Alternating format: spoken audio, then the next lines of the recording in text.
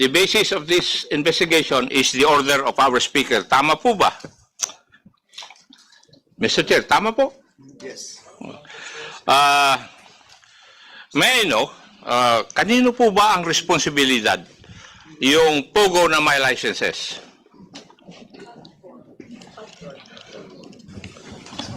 Chairman, you can, Chairman Pagcor. Yes, sa amin pong responsibilidad yung meron pong lisensya na inisyo po ng PAGCOR. Yung pong walang lisensya, kanino po kaya ang may responsibilidad nun? Congressman, ako, hindi ko na po masasagot yun dahil hindi na po sakop ng PAGCOR yun. Pero, Mr. Chairman, would you agree with me that POGO with licenses would be under the jurisdiction of PAGCOR? And would you agree na yung POGOs without licenses would be under the jurisdiction of law enforcement? I would agree, Congressman Ako. Now, may I ask the law enforcement agencies, sino sa inyo ang Office of Primary Responsibility para habulin yung mga illegal POGOs?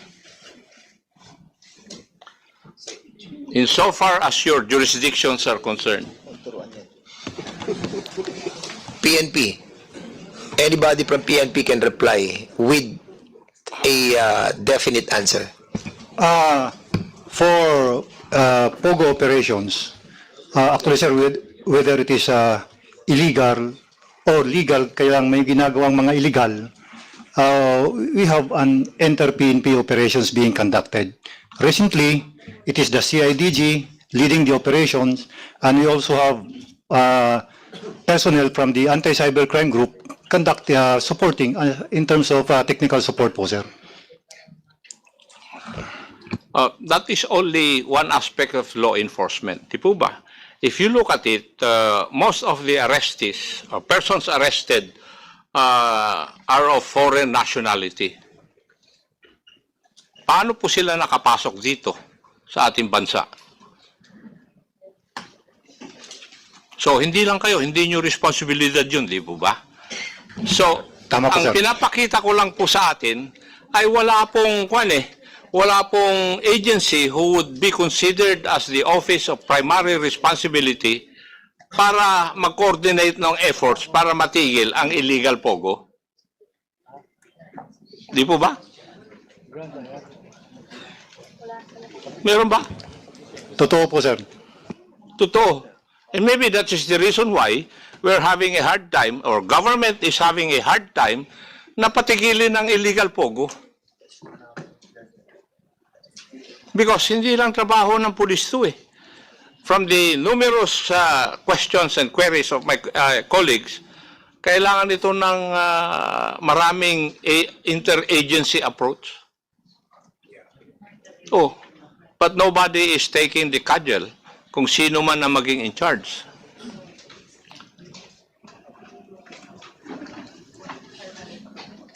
So, ang approach natin, parang namamaril tayo ng baril na shotgun to whom it may concern. Ganun po ba? Samantalang ang kalaban natin dito ay illegal POGOs.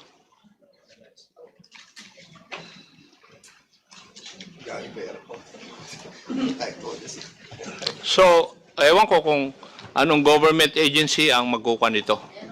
But that is basically the problem that we have now. How do we stop illegal POGOs? Mr. Chair, may I know if the chairman, Altenco, has somebody who has been with PAGCOR even before his time? Si Attorney Jessa Fernandez po, nakasama ko, was with PAGCOR prior to my assumption into office. Thank you. Now, before PRRD came into the presidency, how many POGOs did we have?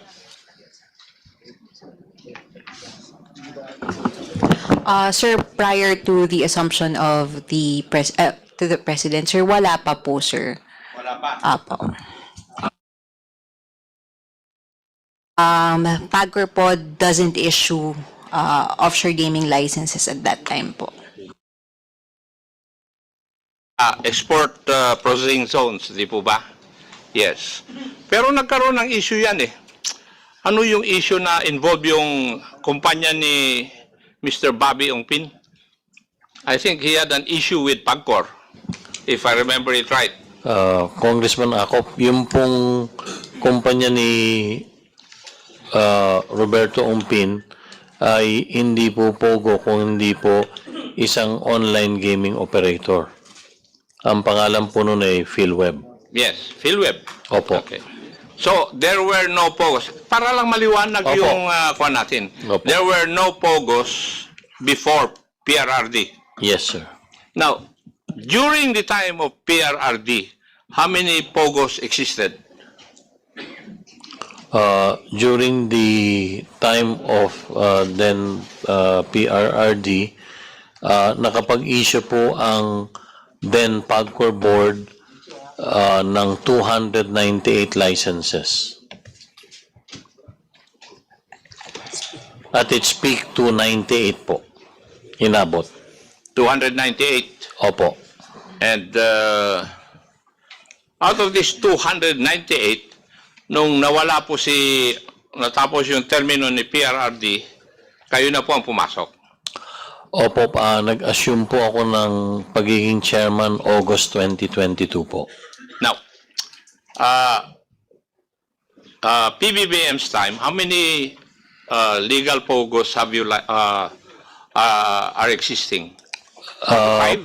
Doon po sa 298, nag-purge po kami, natitira po ngayon ay 45. So, ang natitira po ay 253 na illegal POGOs since they have no licenses. More or less po, kung hindi po talaga naghinto ng kanilang operations, definitely they will be called, they will be deemed illegal. Tama po kayo, 253 po yung na-purge namin. Kaya yun po ang, kung nag-ooperate po lahat yun po ang illegal na numero ngayon ng mga POGO. And they have documents in the office of PAGCOR since they applied during the time of PRRD. Meron po. So, we know where they are located. Yes, sir. Why are we having a hard time running after them if we know where they are? Doon po sa pag nagsara po ang mga nasabing POGO, especially hindi po yung tinatawag na hub. Pag binabalikan din po, maski sarado na, para ma-check kung talagang hindi sila nag-ooperate, nakalipat na po sila ng tanggapan.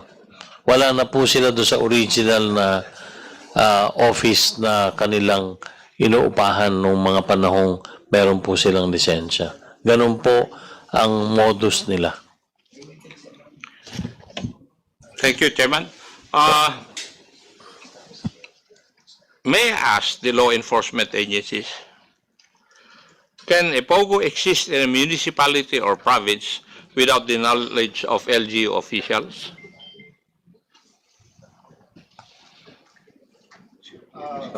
Your Honor, if you are going to see for example, itong Porac incident as an Hindi po ako example. humihingi na example.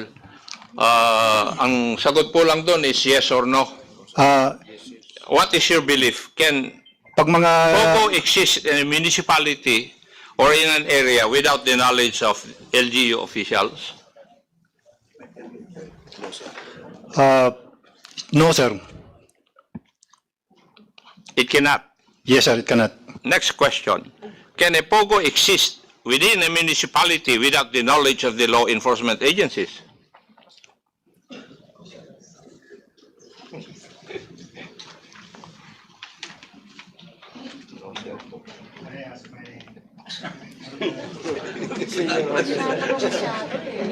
Your Honor, can I ask the CIDG regarding this one? Your Honor, even without us knowing, they can still exist. Hindi nga. Hindi mo sinasagot yung tanong ko, Iho, eh. can a pogo in a certain municipality exist without the knowledge of law enforcement agencies? Yes po, sir. It can exist without Yes the po, sir. knowledge. May I know the reason why? Kasi sir, kami kasi sir, on our part, we can only identify whether a particular POGO is doing some illegal activities is when there is actually a complaint coming from those inside of that establishment.